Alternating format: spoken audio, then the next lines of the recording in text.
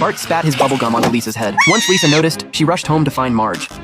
Marge tried using peanut butter to remove the gum, but to everyone's surprise, it only made it stick harder. Marge had no choice but to send Lisa outside to let the sun melt it. But the moment Lisa stepped out, she attracted a massive swarm of bees. They swarmed all over Lisa's head, with only one bee breaking away and flying off on its own. That lone bee flew straight into Smithers' eye. As it happened, Smithers was allergic to bees, but Burns slapped at it and only managed to enrage the bee further. Get me to a hospital. Smithers was stung and immediately began to suffer from the venom, yet he still pushed through and rode his car all the way to the hospital. Meanwhile, Flanders happened to spot Marge still trying to get the gum out of Lisa's hair. Marge had tried every method she could think of, but nothing worked. Flanders suggested first freezing it solid with ice, then smashing it off with a hammer. Seem to mash more hair into it. Oh well. Ace cubes are useless, man. Chewing gum's got to be chewed out. Soon, more and more people began chiming in with their own terrible ideas. With no good options left, Lisa reluctantly decided to just cut her hair. But with a single snip, the barber accidentally shaved Lisa completely bald. Lisa broke down on the spot. The barber had no choice but to give Lisa a new hairstyle to make up for it. When Lisa saw the new look, she was quite pleased. She walked out in high spirits, only to be mocked by Nelson. Nelson's laughter echoed all the way to the sky. A big guy nearby heard it and pulled his car over.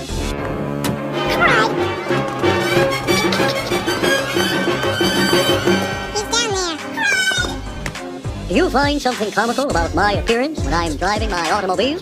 Yeah? He asked Nelson if he thought driving a small car was funny. Nelson, with no regard for his own safety, said yes. Within seconds, the big guy yanked Nelson's pants down. He then drove slowly, forcing Nelson to parade through the street without his pants. Passers-by who saw the scene all burst out laughing at Nelson. Whoa, them kisses!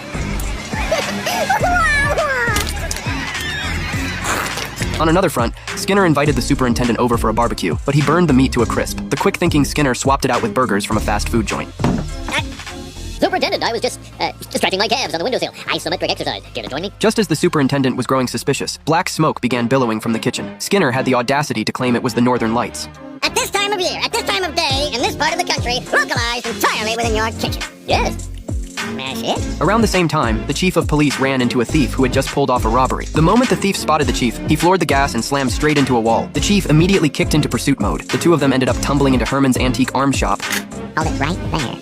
Looks like the spider and sounds like a couple of flies. Herman tied them both up. Just then, the doorbell rang. It turned out to be Millhouse, desperately needing to use the bathroom. You guys say yes! Okay, but be quick. It's in back. Herman had no choice but to threaten Millhouse's father, but the very next second, he was taken down by Millhouse in one swift move. Oh my gosh. I'm sorry, mister.